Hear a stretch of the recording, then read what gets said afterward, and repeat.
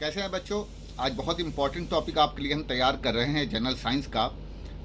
Invention का topic लगातार entrance exam में क्वेश्चन है, हम वे भी डिस्कस करेंगे कि कौन क्वेश्चन कब कहाँ आया और लगातार आप इस क्वेश्चन के साथ बने रहिएगा। सबसे पहले हमने क्वेश्चन उठाया है कि एरोप्लेन का इन्वेंटर कौन।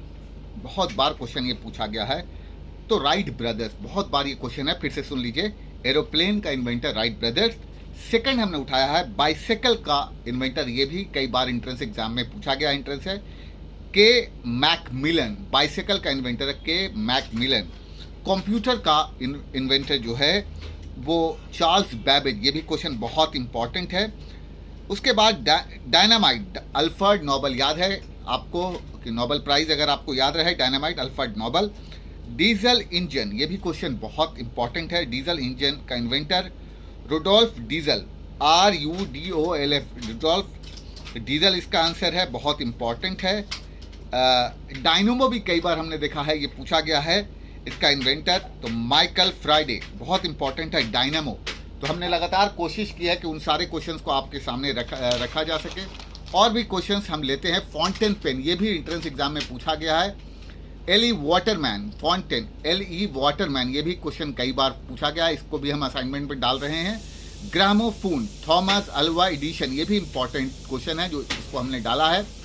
Jet engine, sir Frank Whittle. Microphone, David Hughes, microphone David Hughes important है। उसके बाद सेफ्टी पिन, विलियम हस्ट हमने डाला हुआ है क्वेश्चन।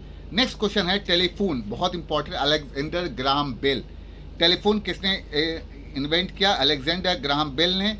उसके बाद टेलीविजन भी कई बार पूछा गया है। जॉन लॉगी बियर्ड इंपॉर्टेंट है टेलीविजन का। टेलीस्कोप, हैंस लिपर्से, बहुत इंपॉर्टेंट है। थर्मोमीटर, गैलीली, बहुत इंपॉर्टेंट है, कई बार पूछा गया है।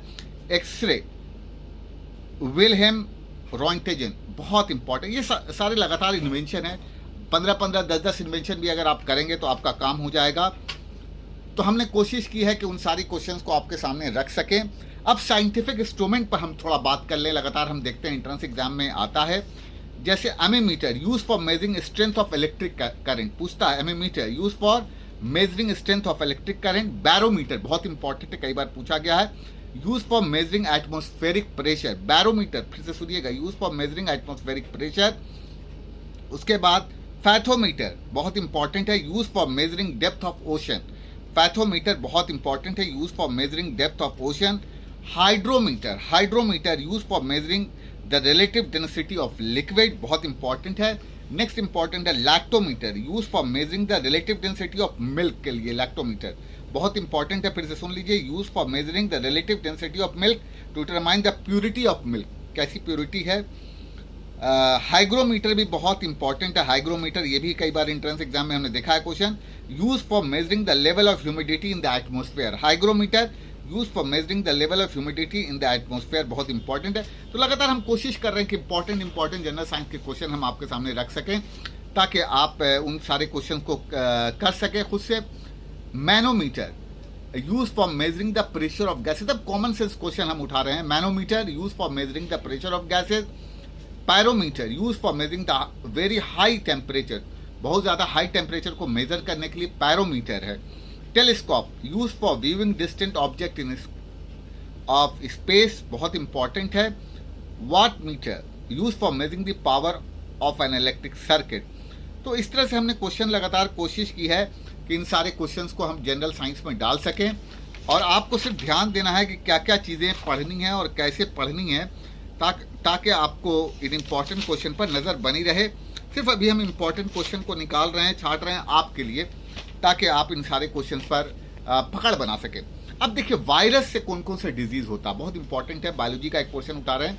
वायरस से कौन कौन डिजीज़ होता है, जैसे स्मॉल पॉक्स है, चिकन पॉक्स है, कॉमन कोल्ड है, इन्फ्लुएंजा है, मिजल्स है, मम्स है, रेबीज है, डेंगू फीवर, ये सब वायरस की वजह से ये डिजीज़ होती हैं। बहुत इंपॉर्टेंट है, दोबारा मैं डिस्कस कर रहा हूँ, वायरस की वजह से कौन कौन डिजीज़ होते हैं। Small pox, chicken pox, common cold, influenza, measles, mumps, rabies, dengue fever.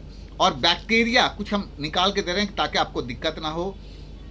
Bacteria की वजह से, जैसे ट्यूबरक्लोसिस है, टाइफाइड फीवर है, प्लेग है, टेटनस है, कॉलरा है, वोपिंग कफ है, मलेरिया है, एथलेट्स फूट है, ये सारी कहीं ना कहीं वायरस और बैक्टीरिया की कुछ डिजीज हमने बता दी। नेक्स्ट बहुत इंपॉर्टेंट चीज हम बताने जा रहे हैं आपको, जैसे अब हमने क्या विटामिन ए की कमी से क्या क्या चीजें हो सकती हैं, कौन सी डिजीज इंपॉर्टेंट है विटामिन ए की कमी से। तो नाइट ब्लाइंडनेस, पहले बात सुन लीजिएगा, बहुत इंपॉर्टेंट है, कई बार पूछा गया क्वेश्चन है। विटामिन ए की कमी से क्या हो जाता है, नाइट ब्लाइंडनेस। तो विटामिन ए का सोर्स क्या है, कहां से हमें विटामिन ए मिलेगा, तो बटर, कैरेट, चीज, एग, फिश, लीवर, ठीक है, इस जगह से हमें सोर्स है विटामिन ए का पूछ सकता है, सोर्स भी पूछ सकता है और डिफिशियंसी भी पूछ सकता है। उसी तरह से विटामिन बी की कमी से बेरी डिजीज हो जाता है,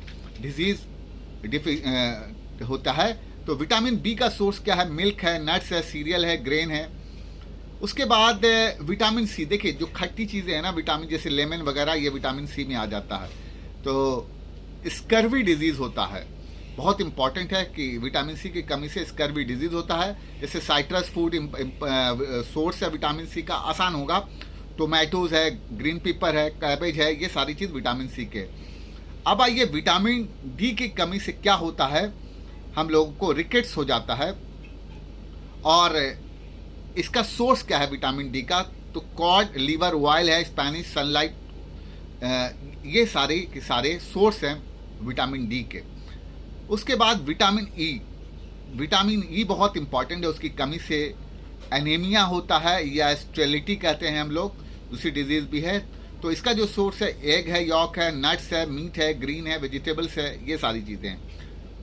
उसके बाद विटामिन के की कमी से स्लो क्लॉटिंग ऑफ ब्लड हो जाता है, ठीक है, स्लो क्लॉटिंग ऑफ ब्लड हो जाता है। तो के, लीफ वेजिटेबल्स, कॉलीफ्लावर्स, ये तो इसमें सबसे इंपॉर्टेंट क्या, देखिए ए बी सी तो पकड़ लीजिए आप लोग, बहुत इंपॉर्टेंट है, दोबारा मैं रिवाइज करते रहा हूँ।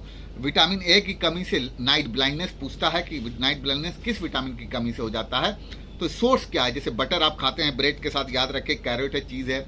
विटामिन बी मिल्क से याद रखिए बेरी डिजीज हो जाता है, ठीक है, ये सारी चीजें होती हैं। तो लगातार हम इस तरह के क्वेश्चंस आपके लिए लाते रहेंगे। हमारी कोशिश थी कि थोड़ी ही चीज़ें आपके लिए लाया जा सके, मगर कुछ चीज़ें और हैं हम ज़रूर बताना चाहेंगे आपको, ताकि आप नंबर्स ऑफ क्वेश्चंस पर और भी पकड़ बना सकें।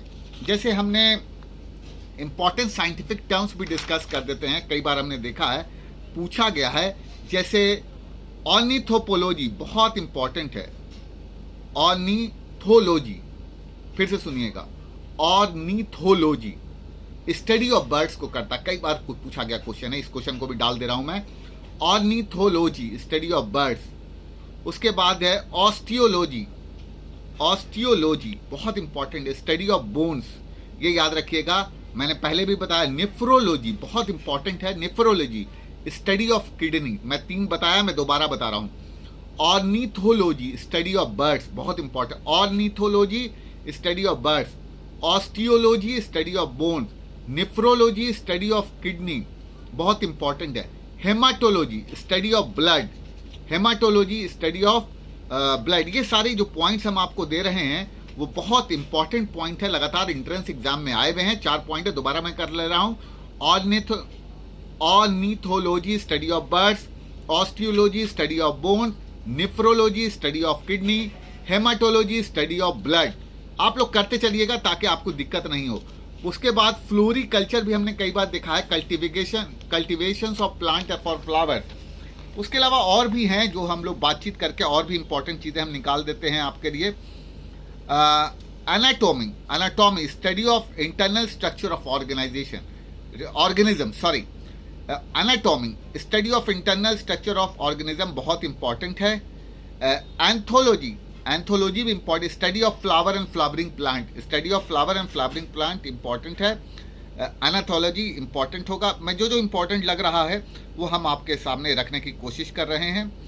एक और है, ये भी कई बार पूछा गया है, entomology study of insect, entomology बहुत इंपॉर्टेंट है, ये भी क्वेश्चन कई बार हमने एंट्रेंस एग्जाम में देखा है। इंटोमोलॉजी स्टडी ऑफ इंसेक्ट्स है।